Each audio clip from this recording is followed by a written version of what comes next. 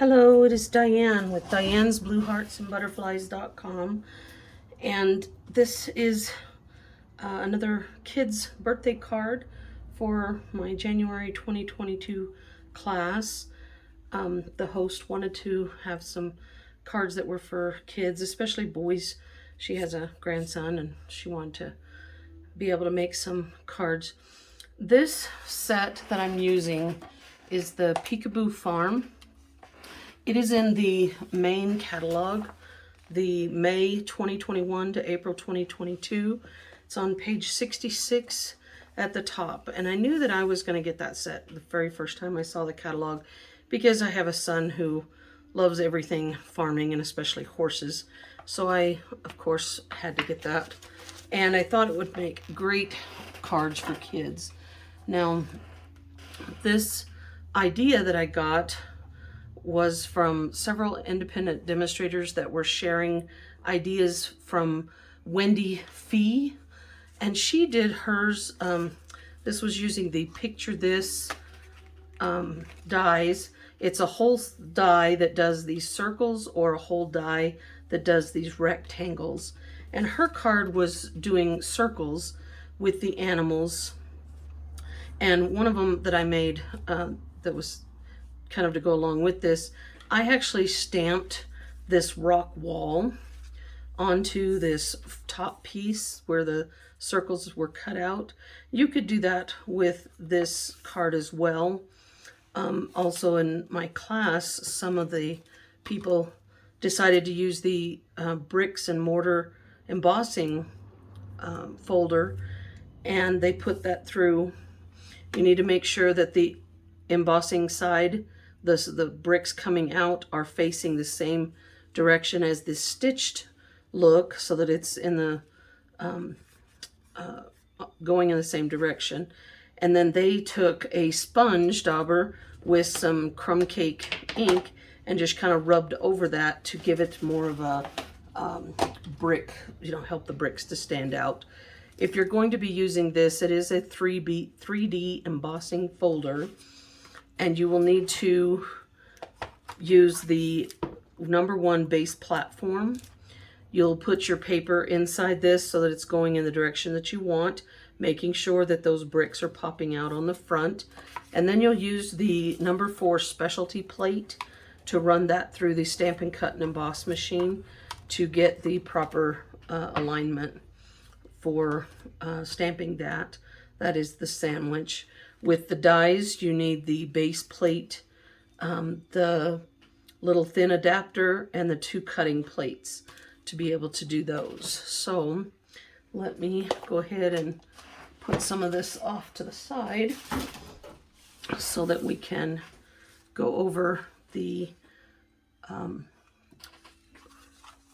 what it's going to take to do this.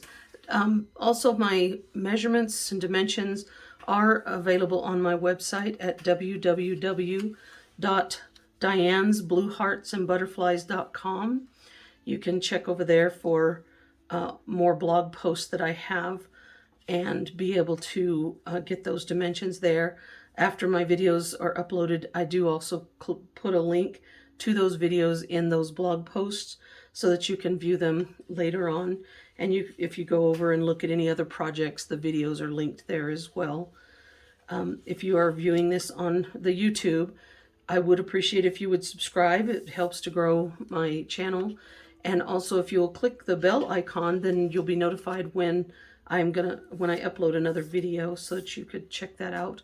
If you need any of the products that I am sharing, then there is a link to my to shopping from my blog to my shopping page. Also, check that out so that you can see other projects that I have made. This one is a very basic card. It doesn't use a lot of the papers and stuff. In fact, it's a 5.5 by 8.5 inch thick basic white cardstock. I scored it in 4.25 inches in landscape to create the card base. This card, crumb cake cardstock, you could make it at 5 5 1/4 by 4, but I've tried to make mine a little bit bigger, which is 5 3/8 inch by 4 1/8 inch. So it just gives a little bitty border, but you can do it as a regular 5 1/4 inch by 4 because the dies will fit on that. You will take the die that you want to use and you'll line that up and run that through the the Stampin' Cut and Emboss machine to cut these pieces out. These are the windows that I created for this. What I did was I laid this kind of down on this front, giving it the border that I wanted, and then lightly with a pencil I just kind of marked the corners of the areas to be stamped in, just so that I would be able to see them. And I didn't go all the way around because I didn't want to have to erase so much. And then I just took a Post-it note to be able to create the border that I didn't want to stamp beyond, although it wouldn't really matter because it's going to be covered, but just so that I could do that. And basically I only stamped things like the clouds and the birds in the background because I wanted my animals to kind of be popped up. This tail I did do separately, and then I glued it in and leaving some edges where I could kind of fold them out. It's up to you what you want to do. You could stamp the tail directly on the background and do it from there. This other scrap piece is 4 1/2 by 2 inches so that I could stamp the animals on that piece, which I am just showing you here. Now on mine, the way I kind of did it was I stamped the animal and then turned the stamp around and made another extra set of hooves, and then I did the tails for the animals that I chose. And there are no dies for these, so you do have to fussy cut them out. I forgot to discuss with some of the people at my stamp class, and we learned what happens when you do use the blends markers on the photopolymer is that it stains them. It doesn't come off. And so I was able to teach that it's only the Stampin' Right markers and the ink pads that you want to use on your photopolymer stamps, or even on the red rubber stamps. The blends markers are alcohol-based markers, and they are primarily for coloring on the colors, the cardstock. Now, coloring these images, you could use the watercolor pencils and a blender pen, so that when you are coloring with the pencils, you know how it has those lines in it, and you can use the blender pen to kind of make those lines disappear. It just kind of flows that pencil into making it look more full and not colored. You can also use the Stampin' Right markers, which are dye-based, just like the ink pads, to color in your images. Or, again, like we were saying, the Stampin' Blends markers, which are the alcohol-based markers. They come in a combo pack of a light and a dark so that you can do shading. These are not to be the ones that you color on the stamps, because they are alcohol-based. The alcohol dries and it leaves behind that pigment ink. The Stampin' Right markers you can color on the stamps and stamp with that, or you can use the ink pads to stamp your images. So on here, let me move this out of the way here. If you wanted to go ahead and stamp, I use the Balmy Blue to stamp my clouds, and I just kind of put those as I wanted them, because the animal is going to be behind there, or in front of them. And then you could also stamp your sentiments across the middle, which we were doing the birthday card, so I did It's Birthday Time. But this one does have some cute stamps. Life is Better with You and Sending Hugs, that makes really great stamps.